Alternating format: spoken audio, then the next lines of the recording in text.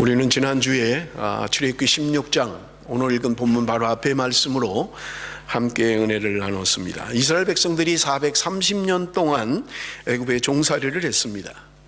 그들의 부르짖는 소리를 하나님이 들으시고 아브라함과의 약속을 기억하셨다고 말씀하고 있습니다.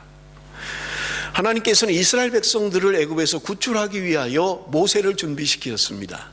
그리고 하나님의 때가 되매 모세를 통하여 이스라엘 백성들을 애굽에서 이끌어내셨던 것입니다. 그들이 감격과 기쁨의 노래를 부르면서 출애굽을 할 때 하나님은 구름 기둥과 불 기둥으로 그들을 앞서 행하시며 인도해 내셨던 것입니다.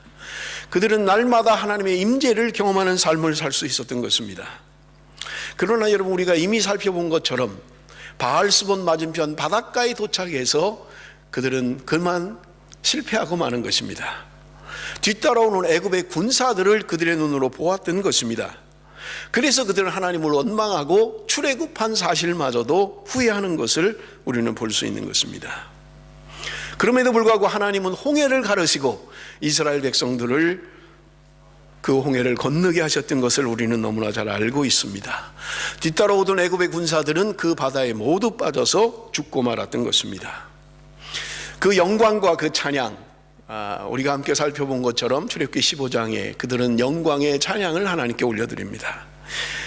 그러나 그들이 출발해서 3일 후에 도착한 것이 마라라고 하는 곳에 도착했다, 그렇게 말씀하고 있습니다. 물을 먹어야 되는데 그 물이 쓴 물이었던 거예요. 그래서 그들은 하나님을 원망하게 되는 것을 우리가 볼 수 있어요. 지지난주에 함께 나눴던 말씀입니다. 1시간이면 도착하는 엘림이라는 곳에 하나님이 이미 준비하셨고 예비하셨음에도 불구하고 그들은 인내하지 못하고 원망하고 불평했던 것을 우리는 잘 알고 있습니다. 엘림에서 그들이 떠나서 이제 신광야에 접어들게 됩니다. 그런데 그들은 또 먹을 것이 없게 됩니다. 고기를 먹고 싶다고 하고요, 떡을 먹고 싶다고 합니다. 하나님께서 그곳에서 하늘에서 만나를 내려서 그들에게 먹이시고 입히시는 것을 우리는 볼 수 있는 것입니다. 그것이 지난주에 우리가 함께 나눴던 말씀이에요. 하나님의 백성들이 이 광야의 삶을 통해서 이제는 새로운 삶을 살기를 원하시는 것을 우리는 함께 나눴습니다. 자신의 능력으로 사는 것이 아니라 하나님의 능력으로 사는 것이라고 우리에게 말씀하고 있는 것입니다. 그리고 그들이 또 떠나게 됩니다. 그리고 오늘 본문에 르비딤이라고 하는 곳에 도착을 하게 됩니다. 17장 1절입니다. 우리 한번 같이 읽어봅니다. 17장 1절 말씀. 이스라엘 자손의 온 회중이 여호와의 명령대로 신광야에서 떠나 그 노종대로 행하여 르비딤의 장막을 쳤으나 백성이 마실 물이 없는지라.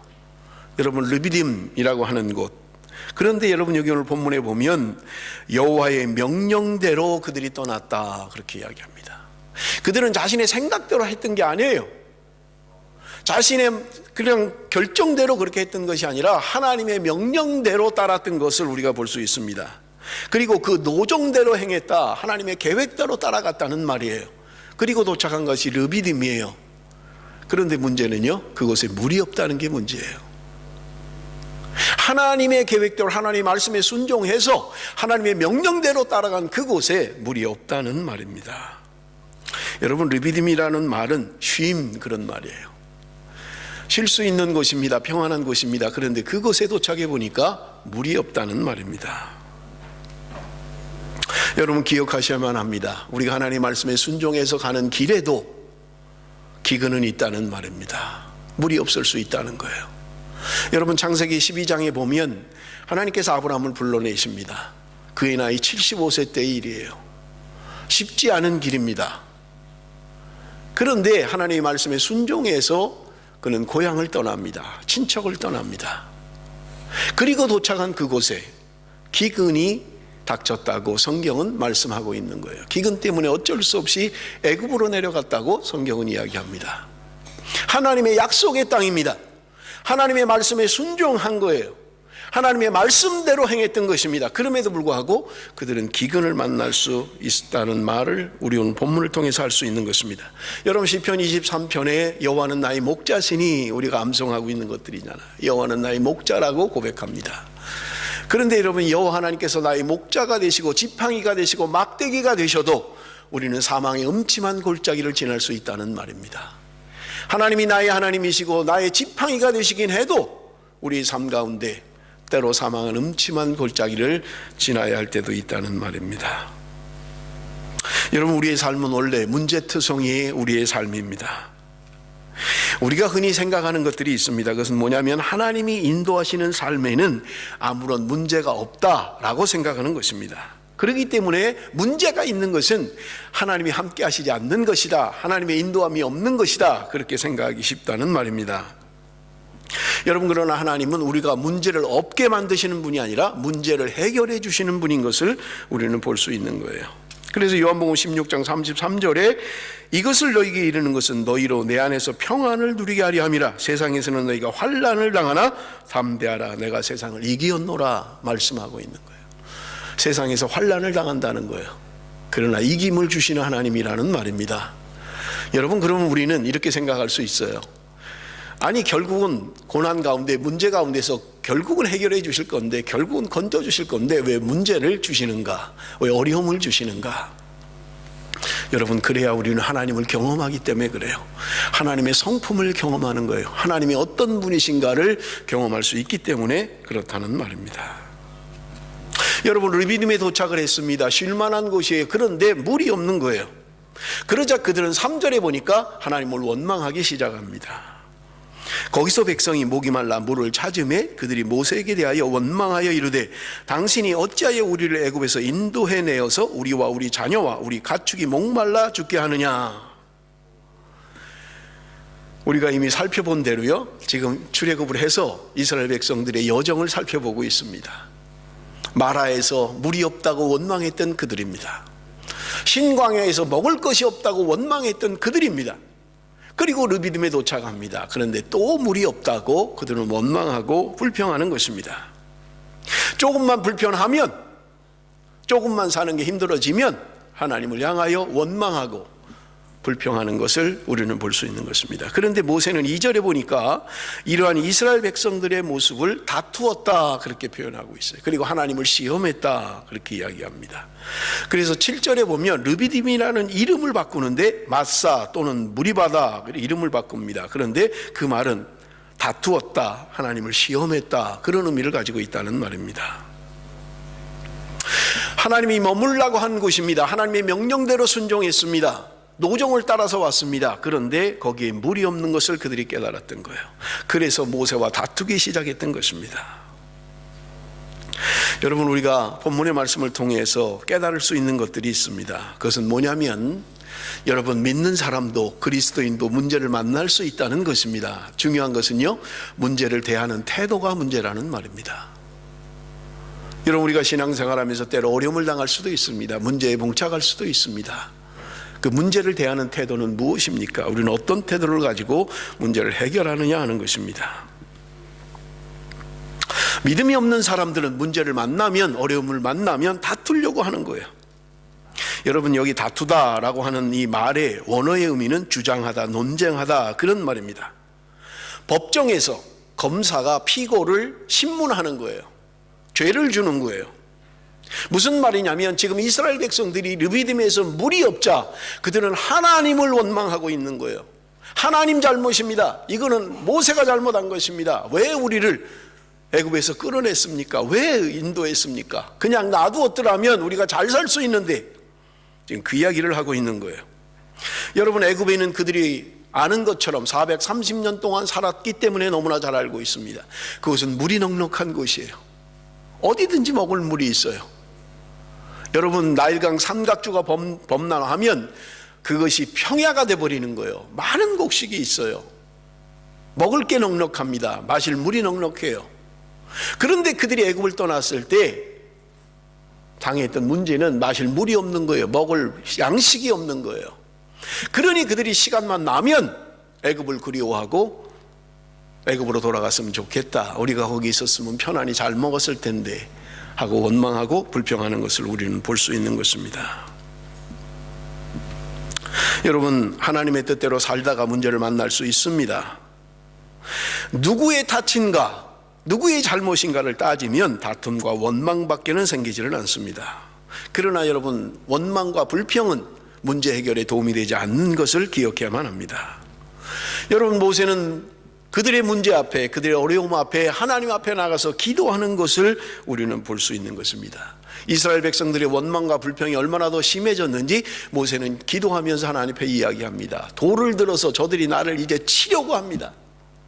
단순히 원망하고 불평하는 게 아니에요. 이제는 돌을 들어서 모세를 죽이려고 하고 있다고 기도하고 있는 것을 우리는 볼 수 있는 것입니다. 위급한 순간에 어려움을 만났을 때, 문제를 만났을 때 모세는 하나님 앞에 기도하는 것을 우리는 볼 수 있는 것입니다. 여러분, 원망이라고 하는 것은요, 믿음이 없는 사람들이 자신의 문제를 사람에게 이야기하는 거예요. 그러나 기도는 믿음의 사람들이 문제를 하나님께 가지고 나가는 것입니다. 여러분, 내가 원망하는 것, 원망을 듣는 사람은 나의 어려움을 해결할 수 있는 사람이 아니에요. 나의 문제를 아무리 다른 사람에게 이야기한다 해도 그 사람이 내 문제를 해결할 수는 없습니다. 그러나 문제를 가지고 기도하는 데 나가면, 하나님 앞에 나가면 하나님은 전능하신 분이고 우리의 문제를 해결하시는 분인 것을 여러분, 우리는 기억해야만 하는 것입니다. 하나님께서 모세에게 이야기합니다. 너가 나일강에서 쳤던 그 지팡이를 가지고 호렙산에 오라는 거예요. 여러분, 모세가 장로들을 데리고 호렙산에 가서 그 지팡이로 반석을 내리칩니다. 반석이 갈라지고 그것에서 물이 터져 나옵니다. 여러분, 우리 한번 사진을 좀 잠깐 볼까요? 여러분, 실제로 있는 성지순례를 가면 르비딤에 있는 실제 바위가 깨져서 물이 나왔던 곳 사진입니다. 여러분, 하나님께서 그들의 문제를 해결하셨던 거예요. 여러분, 계속해서 우리가 출애굽기를 지금 몇 주 동안 함께 은혜를 나누고 있어요. 하나님은 알고 계시는 거예요. 그들이 먹을 것이 필요하다는 걸 알고 있습니다. 그들이 마실 물이 필요하다는 것을 하나님은 이미 알고 계세요. 그들이 원망했기 때문에 하나님이 그들에게 물을 주셨고, 원망했기 때문에 먹을 걸 주신 게 아니에요. 하나님은 이미 그들에게 필요한 것을 알고 계셨던 거예요. 여러분, 리브딤에 있었던 이 사건, 여러분, 성경이 이 사건을 해석을 하고 있습니다. 여러분, 고린도전서 10장 1절에서 6절 말씀입니다. 고린도전서 10장 1절에서 6절 말씀. 형제들아, 나는 너희가 알지 못하기를 원하지 아니하노니 우리 조상들이 다 구름 아래 있고 바다 가운데로 지나며 모세에게 속하여 다 구름과 바다에서 세례를 받고 다 같은 신령한 음식을 먹으며 다 같은 신령한 음료를 마셨으니 이는 그들을 따르는 신령한 반석으로부터 마셨음에 그 반석은 곧 그리스도시라. 그러나 그들의 다수를 하나님이 기뻐하지 아니하셨으므로 그들이 광야에서 멸망을 받았느니라. 이러한 일은 우리의 본보기가 되어 우리로 하여금 그들이 악을 즐겨한 것 같이 즐겨하는 자가 되지 않게 하려 함이라. 지금 그들이 먹은 물, 반석을 쳐서 나온 그 물이, 그 반석은 바로 그리스도라고 이야기하고 있는 것입니다. 그들이 먹은 물을 신령한 음료라고 이야기하고 있는 것을 우리는 볼 수 있는 것입니다. 그들이 먹었던 만나, 그것은 신령한 음식이었다. 성경은 우리에게 말씀하고 있는 것입니다. 신령한 음료, 도대체 이건 뭘까? 신령한 음료는 도대체 뭔가? 묵상을 하다가 저는 요한복음 4장의 말씀이 기억이 났습니다. 여러분, 요한복음 4장에는 예수님께서 갈릴리로 가시다가 사마리아 성을 지나게 됩니다. 그리고 수가성이라는 마을에 도착을 하게 되고요, 거기서 물길로 온 여인과의 대화가 나오는 것이 요한복음 4장입니다. 한낮이에요. 예수님께서 너무 덥고 피곤해서 우물 곁에 앉아 있는 거예요. 제자들은 음식을 사러 동네로 갔고 거기는 아무도 없어요. 그런데 그 한낮에 한 여인이 물을 기르러 오는 것을 요한복음 4장에 보면 알 수 있습니다. 예수님께서 그 여인에게 물을 달라고 요청을 하십니다. 나에게 좀 물을 주면 좋겠다. 그런데 그 여인이 대답하는 말이, 당신은 유대인으로서 어떻게 나에게, 사마리아 여자에게 물을 달라고 합니까? 그렇게 대답을 하게 됩니다. 그랬더니 예수님께서 대답하시는 말씀이 요한복음 4장 10절의 말씀이에요. 예수께서 대답하여 이르시되 내가 만일 하나님의 선물과 또 내게 물 좀 달라 하는 이가 누구인 줄 알았더라면 내가 그에게 구하였을 것이요 그가 생수를 내게 주었으리라.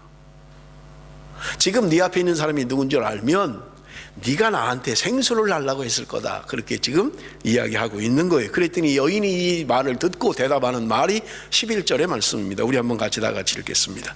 11절 말씀 다 같이 읽습니다. 시작.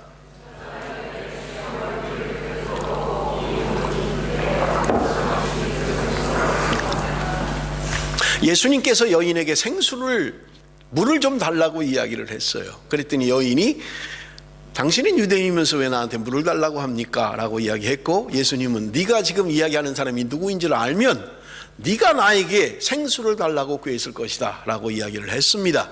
그랬더니 여인이 하는 대답이 주여 물 기를 그릇도 없고 이 우물은 깊은데 어디서 당신이 그 생수를 얻겠사옵나이까. 이 여인이 상당히 그래도 인격적으로 괜찮은 여자 같아요. 표현을 완곡하게 표현합니다. 그러나 실제로 이야기한다면 이런 말입니다. 생수를 준다고요?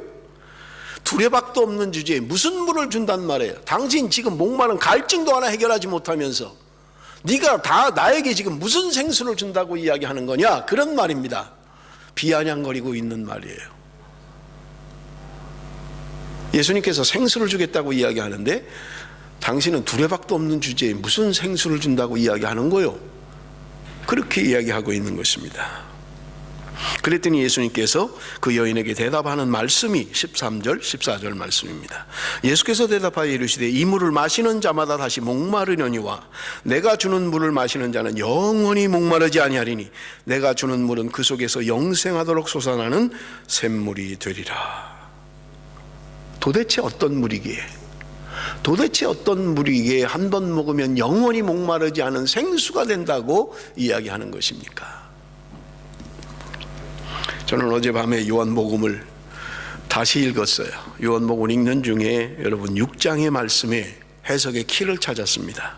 여러분 요한복음 6장에 보면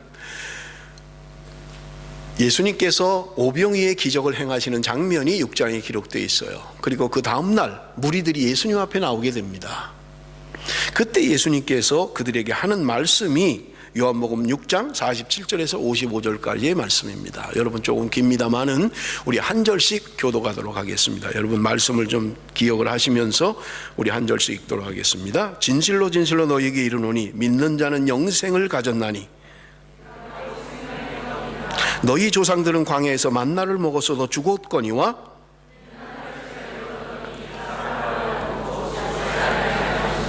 나는 하늘에서 내려온 살아있는 떡이니 사람이 이 떡을 먹으면 영생하리라. 내가 줄 떡은 곧 세상의 생명을 위한 내 살이니라 하시니라.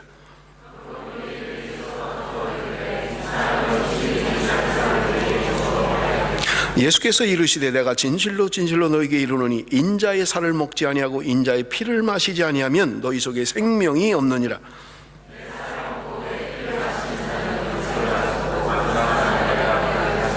다 같이 읽겠습니다. 내 살은 참된 양식이요 내 피는 참된 음료로다. 지금 예수님이 이해할 수 없는 이야기를 하고 있는 거예요. 내 살을 먹고 내 피를 마셔야 너희들에게 생명이 있다, 그렇게 말씀하는 거예요. 그러니까 유대인들이 생각할 때 52절에 보니까 이 사람이 어찌 능히 자기 살을 우리에게 주어 먹게 하겠느냐, 그렇게 이해했다는 거예요. 예수님이 지금 너희들이 내 살을 먹어야 된다, 내 살은 생명의 떡이다, 내 피를 마셔야만 한다, 그래야 너희들에게 생명이 있다, 그렇게 말씀하고 있는 거예요. 그래서 실제로 초대교회 크리스찬들을 오해했던 것들이, 크리스찬들은 모이면 믿는 사람들은 어린아이를 잡아서 그 살을 먹고 피를 나누어 마신다, 그런 소문이 초대교회에 있었던 거예요. 예수님께서 우리에게 말씀하십니다. 내 살을 먹고 내 피를 마시지 아니하면 생명이 없다. 내 살은 참된 양식이요 내 피는 참된 음료다. 여러분 어떻게 마시겠습니까? 예수님의 살을 어떻게 먹어요? 예수님의 피를 어떻게 마십니까? 이 말씀을 하면 여러분 즉각적으로 생각하는 게 있을 거예요. 아, 성찬식을 하라는 거구나. 우리가 성찬식을 할 때 예수님의 살이요 예수님의 피라고 하잖아요. 그런데 여러분 이것은 성찬식을 의미하는 게 아니에요. 여러분 성찬식이라면 성찬식을 하면 생명을 얻습니까? 성찬식에 참여하면 생명을 얻습니까? 그렇지 않아요. 성찬식이 우리에게 생명을 주는 게 아니잖아요. 그렇다면 주님이 말씀하신 내 살을 먹고 내 피를 마시라는 게 도대체 뭐냐는 거예요. 이것 때문에 제가 고민을 많이 했고요, 묵상을 아주 오래 했습니다. 뭘까? 도대체 예수님의 살과 예수님의 피는 뭘까? 왜 이걸 먹어야만 생명을 얻는다고 이야기할까? 그렇다면 오늘 우리가 어떻게 예수님의 살과 피를 먹을 수 있을까? 여러분, 우리가 읽었던 본문의 말씀 56절, 57절에 답이 있습니다. 여러분 56절, 57절을 보십시오. 내 살을 먹고 내 피를 마시는 자는 내 안에 거하고 나도 그의 안에 거하나니 살아계신 아버지께서 나를 보내심에 내가 아버지로 말미암아 사는 것 같이 나를 먹는 그 사람도 나로 말미암아 살리라. 자, 여러분 보세요. 예수님의 살과 피를 먹는 사람의 특징이 소개되고 있어요. 예수님의 살과 피를 먹는 사람은 어떤 사람이냐? 여기 보니까 내 안에 거하고 나도 그의 안에 거하나니, 주님 안에 거하는 사람이 주님의 살과 피를 먹는 사람이라는 말입니다. 주님의 살과 피를 먹는 사람은 주님 안에 거하는 사람이라는 말입니다. 무슨 말이에요? 주님과 온전한 연합이 이루어진다는 말이에요. 내가 주님 안에, 주님이 내 안에 온전한 연합이 이루어진다는 거예요. 주님의 살과 피를 먹는 자는 주님과의 온전한 연합이 이루어지는 것을 말씀하고 있는 것을 우리가 볼 수 있는 것입니다. 주님이 내 안에 살아계십니다. 내가 주님으로 말미암아 삽니다. 그래서 여러분 요한복음 그 끝에 63절에 예수님이 말씀하십니다. 살리는 것은 영이니 육은 무익하니라. 내가 너에게 이른 말은 영이요 생명이라. 여러분, 이스라엘 백성들이 마라에서 그 쓴 물을 먹지 못하고 여러분 해결됐어요.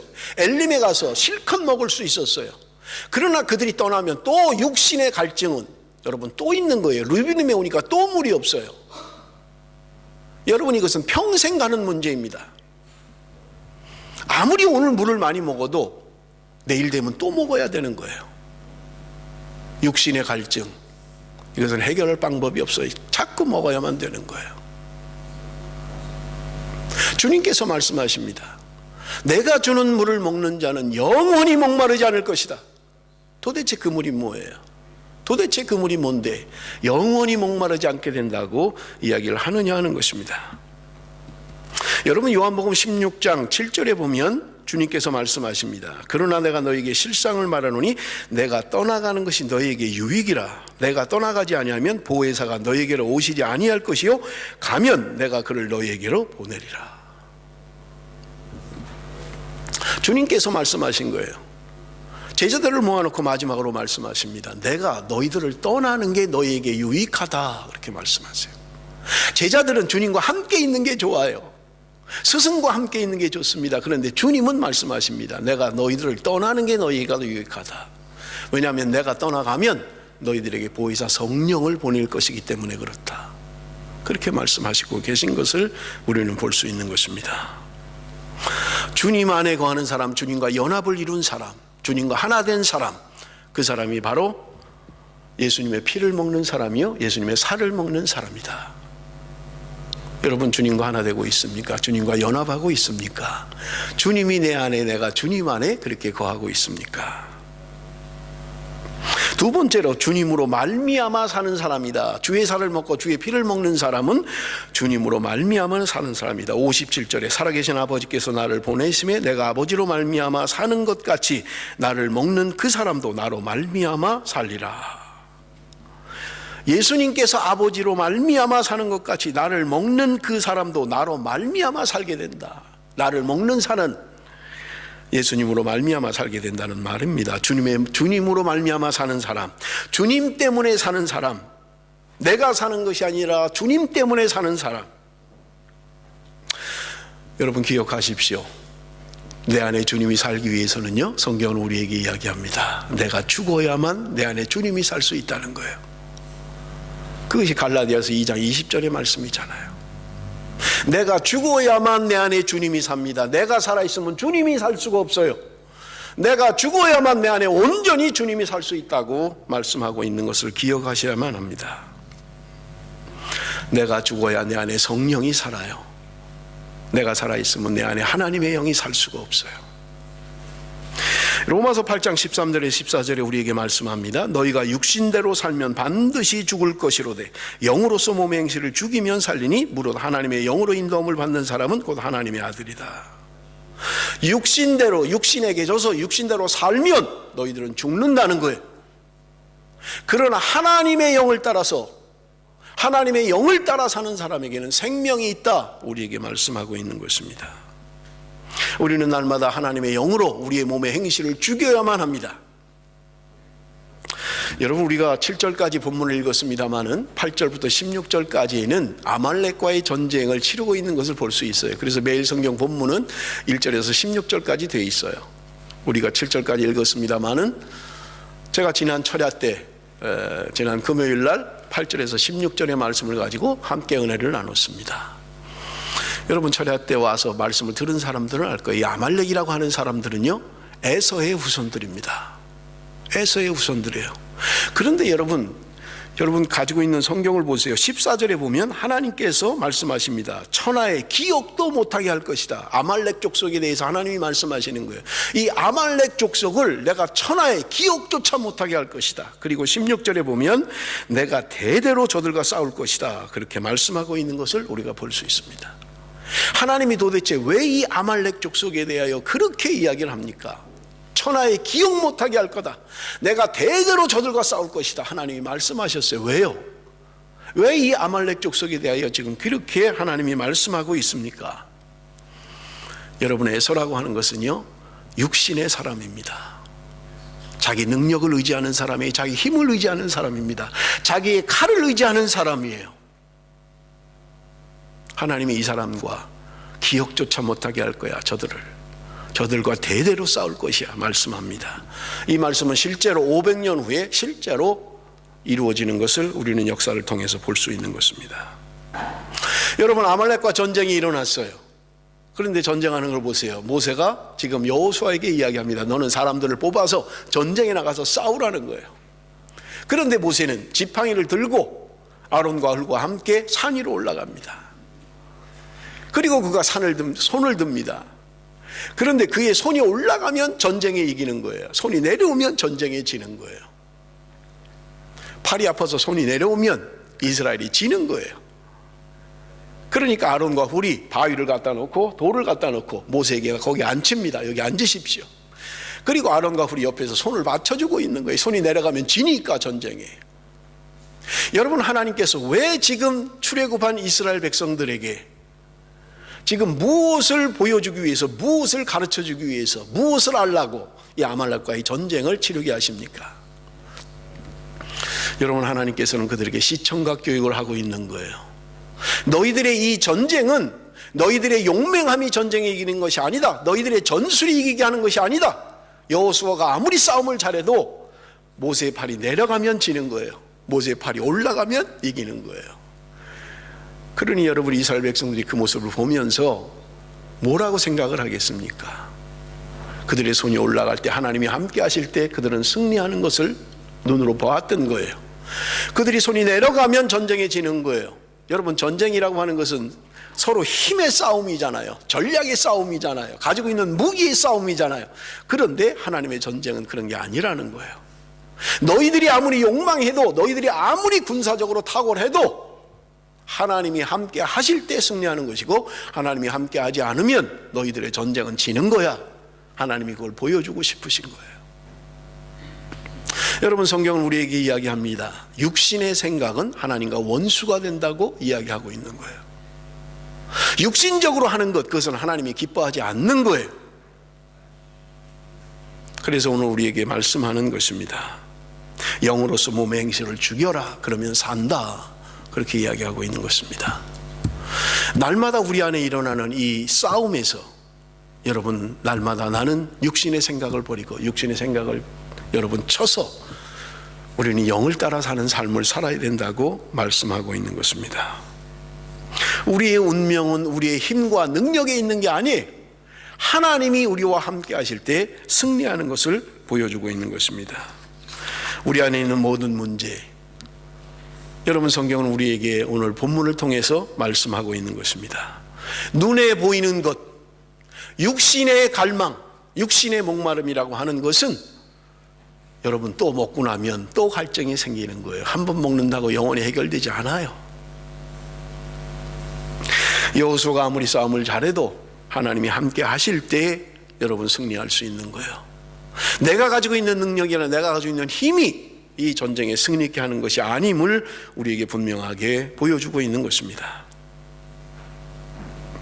말씀을 맺기를 원합니다. 요한복음 7장 38절 39절입니다. 명절 끝날 곧 큰 날에 예수께서 서서 외쳐 이르시되 누구든지 목마르거든 내게로 와서 마시라. 나를 믿는 자는 성경의 이름과 같이 그 배에서 생수의 강이 흘러나오리라 하시니 이는 그를 믿는 자들이 받을 성령을 가리켜 말씀하신 것이라. 그들이 광야에서 먹을 것이 없을 때 하나님은 하늘에서 만나를 내려서 먹게 하셨던 것입니다. 그들이 목말라 할 때 반석이신 예수 그리스도를 쳐서 물을 나와서 먹게 했던 것입니다. 여러분, 그러나 기억하십시오. 그들이 그 물을 먹고 그 만나를 먹었지만 그들은 죽었던 것입니다. 그러나 오늘 우리에게 말씀합니다. 영원한 생명, 영원한 생수, 목마름이 없는 영원한 생수를 마셔야 된다고 우리에게 말씀하고 있는 것입니다. 그 영원한 생수가 무엇입니까? 오늘 성경은 이야기합니다. 그 배에서 생수의 강이 흘러날 것이다. 그런데 그것은 믿는 자들이 받을 성령을 가리켜 말한 것이다. 성령이 우리 안에 충만할 때 우리는 목마름을 면할 수 있는 거예요. 성령의 사람이 될 때 우리는 하나님의 사람으로 살 수 있게 되는 것입니다. 육신의 목마름을 위하여 살면 안 된다는 거예요. 육신의 배고픔을 위하여 살면 안 되는 것을 말씀하고 있는 것입니다. 내가 사는 것은 여러분 육신의 목마름으로 사는 게 아니에요. 육신의 배고픔을 채운다고 해서 사는 게 아니라는 말입니다. 여러분, 요한복음 14장 26절에 말씀합니다. 내가 너에게 말한 모든 것을 생각나게 하실 것이다. 성령 하나님께서 내가 너에게 말한 모든 것을 생각나게 하실 것이다. 주님이 하신 말씀을 기억나게 하실 거라는 거예요. 성령이 임하면 성령께서 주님이 하신 말씀을 기억나게 하실 것입니다. 성령의 사람은 말씀의 사람입니다. 여러분, 성령의 사람은, 하나님의 사람은 말씀의 사람이 되어야 돼요. 영의 사람이 되어야만 하는 것입니다. 그래서 제가 설교하면서 이야기하잖아요. 성령 충만한 사람은 말씀 충만한 사람이에요. 말씀 충만한 사람은 성령 충만한 사람인 것입니다. 말씀 충만하다고 하면서 성령 충만하지 않으면 잘못된 것입니다. 성령 충만하다고 하면서 말씀으로 충만하지 않으면 그것도 잘못된 거예요. 말씀 충만한 사람은 성령 충만합니다. 성령 충만한 사람은 말씀으로 충만한 거예요. 사랑하는 성도 여러분, 우리가 추구하는 육신의 목마름, 육신의 배고픔은 우리가 죽을 때까지 반복될 거예요. 어디를 간다 한들 이 목마름과 이 배고픔은 없어지지 않을 것입니다. 그럼에도 불구하고 오늘 우리에게 말씀합니다. 너희들은 그것을 위하여 살지 말라. 내 살을 먹고 내 피를 먹어야 된다. 영원한 생수를 먹어야 산다고 말씀하고 있는 것입니다.